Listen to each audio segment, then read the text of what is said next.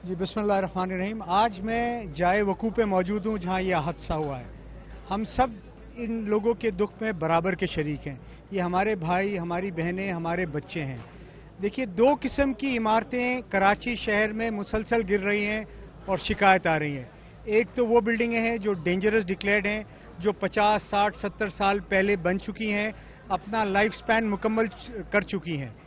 देखें, ये बिल्डिंग आज खाली होनी चाहिए और डिमोलिश होनी चाहिए। अगरचे एसबीसीए ने अपना उस पर नोटिस लगाया, पर ये हल नहीं है। इसमें जो लोग रह रहे हैं वो फाइनेंशियली चैलेंज्ड है, यानी उनके पास वो वसाइल नहीं है कि वो अपना दूसरा कोई मुतबादिल इंतज़ाम कर सकें।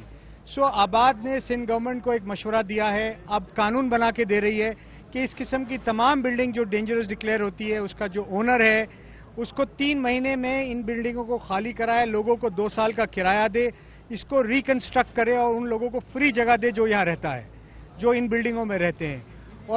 और उसके बाद जो एक्स्ट्रा फ्लोर बनते हैं उसमें अपनी कॉस्ट भी रिकवर करे और जायज़ नफ़ा भी करे।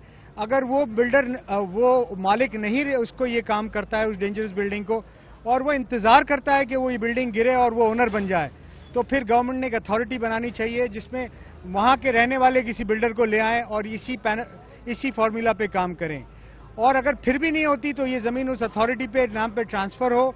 आबाद अपने मेंबर के थ्रू फ्री ऑफ कॉस्ट ये तमाम 600 बिल्डिंग बनाने के लिए तैयार है। इसका जो एक्स्ट्रा रेशो मिलेगा उसमें हम बिल्डिंग बनाएंगे, इन लोगों को फ्री देंगे, 2 साल का किराया भी देंगे, ताकि ये लोग अपनी ज़िंदगी इत्मीनान के साथ, पीस के साथ, सुकून के साथ गुजार सकें। ये 600 बिल्डिंगें हैं, पर 60,000 वो बिल्डिंगें हैं जैसे जो इलीगल, अनऑथराइज, अनअप्रूव बनी है, जिसकी ना कोई कानूनी इजाज़त ली गई है, ना कोई इंजीनियर इन्वॉल्व है, ना कोई आर्किटेक्ट इन्वॉल्व है, ना कोई बिल्डर इन्वॉल्व है, नाकिस मटेरियल से बनी है। कराची एक सिस्मिक जोन है, किसी वक्त भी यहाँ अर्थक्वेक आ सकता है। अल्लाह ना करे यहाँ अर्थक्वेक आया तो ये बिल्डिंगें, 60,000 बिल्डिंगें पैक ऑफ कार्ड्स की तरह गिरेंगी। आपको मलबा, और ये मलबा उठाने में 15 दिन लगेंगे। आप सोचें 50,000 बिल्डिंगों का मलबा कब उठेगा। हमें इससे पहले तैयारी करनी चाहिए।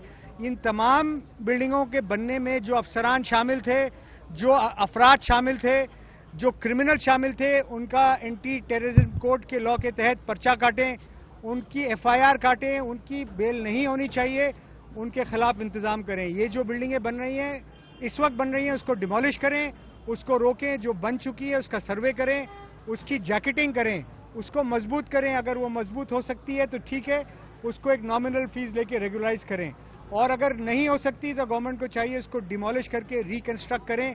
क्योंकि देखें, लोगों को घर तो चाहिए, घर कोई लग्जरी नहीं है, घर एक नेसेसिटी है, हर आदमी की ज़रूरत है। वो आदमी सोचे कितना मजबूर है कि उसको पता है बिल्डिंग गिरने वाली है, फिर भी घर नहीं छोड़ रहा है। इससे पहले federal B area, Nazimabad, north Nazimabad, north Karachi, Gulshan Iqbal, government ऐसी स्कीमें बनाती रही जहां पर एक मुतवसत तबके का आदमी 60, 80 या 100 गज का मकान लेता था, प्लॉट लेता था, अपना घर बना के इज्जत से रहता था।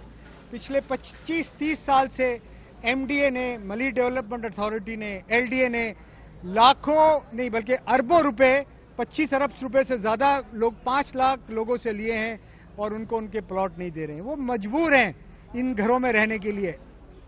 आप जब यहाँ आते हैं आप देखते हैं कि ये बिल्डिंगें सैकड़ों की तादाद में नहीं है, ये हजारों की तादाद में नहीं है, ये कराची में लाखों की तादाद में है। कौन लोग थे इसके जिम्मेदार, कौन लोग हैं इसके जिम्मेदार? मेरा सवाल आप तमाम चैनल के सवत्सुद से, हमारे लीडर हजरात से भी होगा और हमारे वफाकी और प्रोविंशियल इदारों से भी होगा कि क्यों इस पे फिल फॉर एक्शन नहीं लिया जा रहा। कमेटी अनाउंस करें, आबाद को भी डालें, 15 दिन में, महीने में उसकी रिपोर्ट लें और उस पर अमल दरामद करें, वॉर फुटिंग पे करें। इससे पहले ये क्रिमिनल नेग्लिजेंस हजारों और लाखों लोगों की जान खा ले।